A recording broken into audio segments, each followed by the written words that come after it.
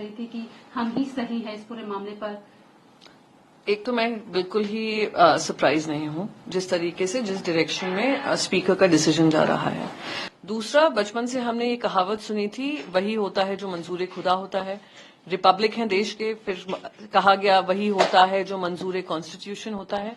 2014 के बाद से एक नई परंपरा शुरू हुई है, वही होता है जो मंजूर अमित शाह और नरेंद्र मोदी होता है। और वही हम एक्शन में देख रहे हैं महाराष्ट्र में, जिस तरीके से निर्णय लिए जा रहे हैं। मेरा एक मूल सवाल है, 2018 का अगर constitution, amended constitution election commission के पास नहीं था, जो भी हमें स्पीकर के माध्यम से पता चल रहा है, तो उसके आधार पर हर जो संवाद होता था इलेक्शन कमीशन का, हमारे पार्टी लीडरशिप उद्धव बाला साहेब ठाकरे जी के पास क्यों जाता था? अगर आपके पास रिकॉर्ड नहीं था, जो सारे एबी फॉर्म्स जिसपे ये सारे गद्दार 40 लोग लड़े हैं, वो एबी फॉर्म्स पार्टी पक्ष प्रमुख ने साइन किए थे, वो कैसे मान्य हो गए?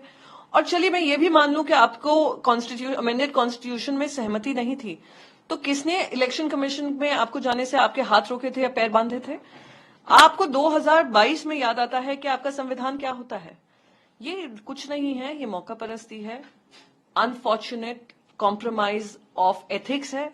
जिस चीज को सुप्रीम कोर्ट ने इलीगल और अनकॉन्स्टिट्यूशनल बोला था, उसको वैध करने का काम हो रहा है, ये दुर्भाग्यपूर्ण है। वो आगे ये भी कह रहे थे कि यूबीटी गुट के पास कोई रिकॉर्ड नहीं है, कोई आपके पास कोई मटेरियल भी नहीं है।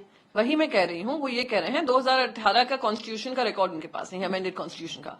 तो मेरे इलेक्शन कमीशन से एक ही सवाल है, आप इंट्रा पार्टी डेमोक्रेसी की बात कर रहे हैं, आप भारतीय जनता पार्टी से पूछे, इंट्रा पार्टी डेमोक्रेसी तो दूर की बात है, इंटर अलायंस डेमोक्रेसी है कि नहीं उनके पास? दूसरी बात, आप कह रहे हैं आपके पास रिकॉर्ड नहीं था। रिकॉर्ड नहीं था तो आपने सारे एबी फॉर्म्स को मान्यता किस आधार पर दी? अगर इंट्रा पार्टी डेमोक्रेसी नहीं थी और लोगों को कुछ लोगों को जो अब गद्दारी के उस पर उतर आए हैं, उन गद्दारों ने इलेक्शन कमीशन पे जाकर क्यों नहीं कंप्लेंट दायर की? तो अब आकर कहना, तो ये कुछ सवाल, कुछ बेसिक सवाल जो होते हैं वो दिमाग में आते हैं। पर मैं फिर भी कहूंगी, ये निर्णय से जनता का जो मूड है, जो जनता देख रही है किस तरीके से नाइंसाफी हुई है, जिस तरीके से एक पार्टी को तोड़ा गया है।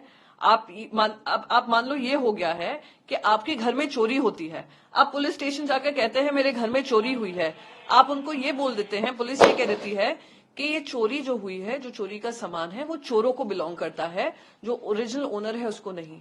आज जो काम हुआ है वही हुआ है इलेक्शन कमीशन के निर्णय से को लेकर, और आज इलेक्शन कमीशन का ये कहना कि हमारे पास ये कोई रिकॉर्ड नहीं है 2018 के अमेंडेड कॉन्स्टिट्यूशन का। संजय राउत भी कह रहे